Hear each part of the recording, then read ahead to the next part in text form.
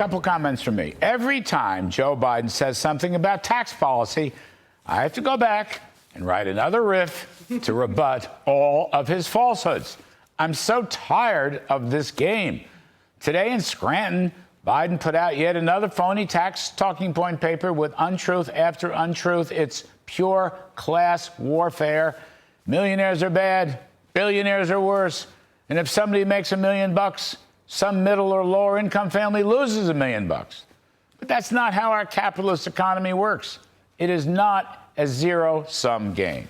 As the late Congressman Jack Kemp said many years ago, in fact, borrowing from President John F. Kennedy, a rising tide lifts all boats.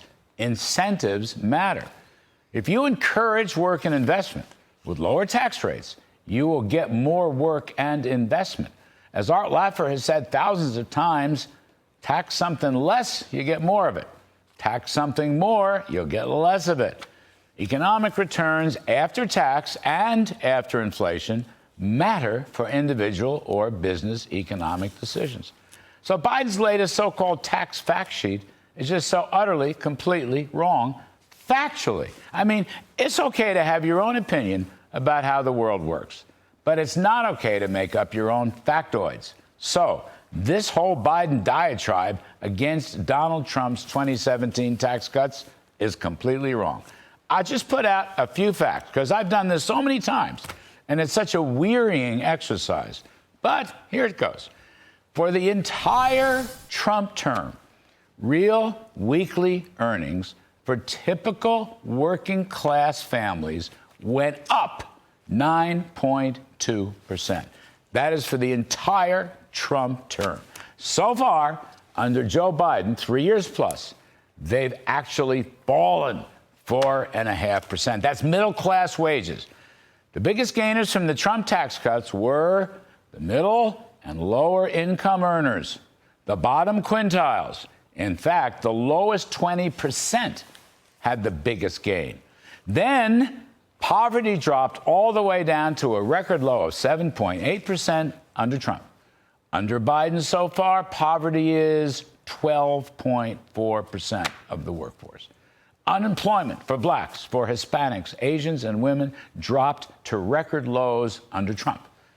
A recent NBER study showed worker wages were the biggest beneficiary of the Trump tax cuts, and revenues over a few years actually broke even.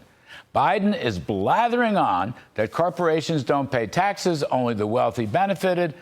The deficit expanded over $5 trillion and on and on and on. None of it is factually true.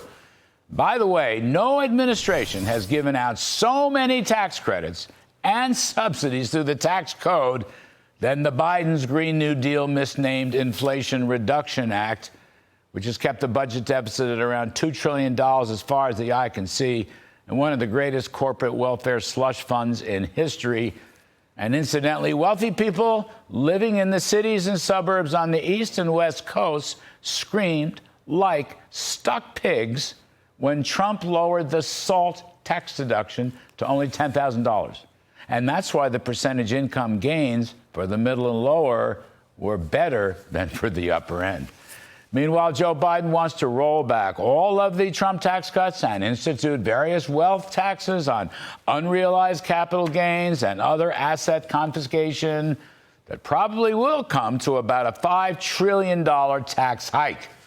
And Mr. Biden is still spending at a rate of 24% of GDP or more, with additional massive spending plans if he ever gets reelected. The inflation rate has gone up 19.4% since Biden took office, and personal borrowing costs have skyrocketed. Another recent NBER paper suggests the actual inflation rate could now be 7%, borrowing costs included. But all these numbers aside, just think of it this way. Donald Trump cut taxes, and the entire economy benefited. The bottom 20% benefited the most. But a rising tide lifted all boats. Today, the day after tax day, Joe Biden is out there someplace in middle America boasting how much he will raise taxes. That means A falling tide will sink all boats.